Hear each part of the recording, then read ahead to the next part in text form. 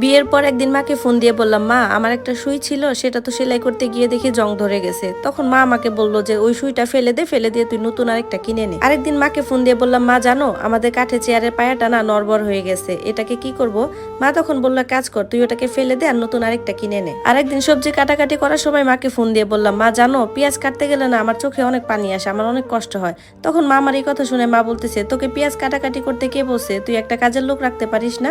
ঠিক এই কথাগুলো যখন আমি আমার শাশুড়ি মাকে ফোন দিয়ে বললাম, তখন আমার শাশুড়ি মা আমাকে বললো, মারে শুয়ে যেহেতু জং ধরেছে, তুই এক কাজ কর, একটা সিরিজ কাগজ দিয়ে ওটাকে ডলে নে, না হলে ভিনেগারে কিছুক্ষণ চুবিয়ে রেখে একটু ঘষাতে দেখবি সুইটা চকচক করছে। চেয়ারের কথাটা যখন শাশুড়িকে বললাম, তখন শাশুড়ি মা বললো, আচ্ছা ঠিক আছে, তুই এক কাজ কর, হাসানকে বলে চেয়ারের মাথায় একটা পেরেক গেঁথে নে, দেখবি ওটা নড়াচড়া করবে না।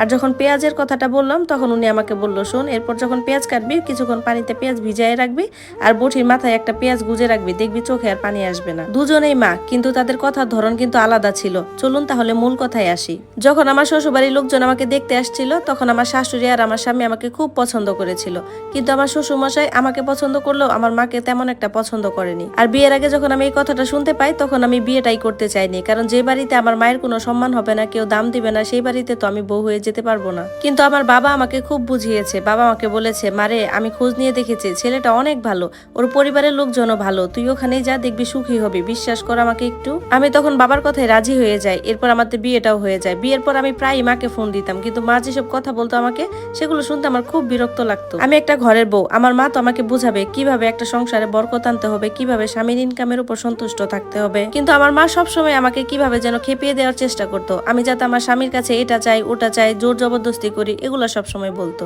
যদিও বা এই ব্যাপারগুলো আমার ভালো লাগতো না, তবে আমি এটাও করে দেখেছি, আমি যখন আমার মায়ের মতো করতে চাই, তখন দেখে আমার স্বামী আমার উপর বিরক্ত হয়, যার কারণে আমার সংসারেও অশান্তি হয়। এরপর আমি যখন আমার শাশুড়ি মায়ের কাছে ফোন করে কোনো কিছু জিজ্ঞাসা করতাম বা জানতে চাইতাম, তখনই উনি বুদ্ধি করে সবকিছু আমাকে বুঝিয়ে দিত। ঘরের কোনো জিনিস নষ্ট হওয়ার শঙ্কা থাকলে আমার শাশুড়ির সাথে সাথে আমাকে ওই বুদ্ধিটা দিয়ে দিত, কিভাবে কি করতে হবে, কিভাবে একটা জিনিস সঞ্চয় করা যায় এবং ভালো উপায়ে ব্যবহার করা যায়, এই সব কিছু আমার শাশুড়ি আমাকে শিখিয়ে দিত। আর তখন আমি মনে মনে খুব ভালো ফিল করতাম, কারণ আমি খুব ভালো মনের একজন শাশুড়ি পেয়েছি, যে কিনা আমাকে কিভাবে সংসার করতে হবে সেটা হাতে কলমে শিখিয়েছে। এদিকে আমার মায়ের জন্য আমার খুব খারাপ লাগতো, উনি তো আমাকে কিছু বোঝাতোই না, উল্টো আরো অনেক কিছু আমার উপর চাপিয়ে দেওয়ার চেষ্টা করতো। আমি ছোটবেলা থেকে এই কাজগুলো দেখে এসেছি। মা প্রায় সময় বাবার সাথে এরকম করতো।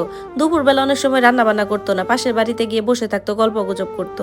বাবা তখন বাধ্য হয়ে বাইরে গিয়ে খাবার নিয়ে আসতো, আর এভাবে করে মাঝে মধ্যে আমাদের সংসারটাও চলতো। বিষয়টা এমন না যে মা কোনো সময় রান্না করতো না, মা রান্না করতো, কিন্তু প্রায় সময় এমন করতো।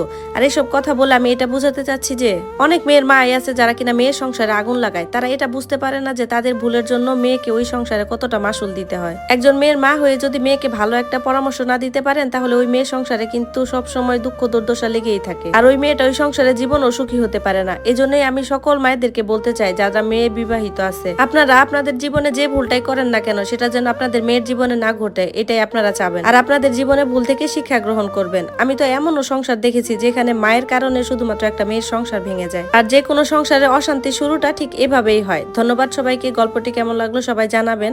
আর এরকম ভালো ভালো গল্প শুনতে চাইলে অবশ্যই পেজে লাইক কমেন্টস করে পাশে থাকবেন। ধন্যবাদ।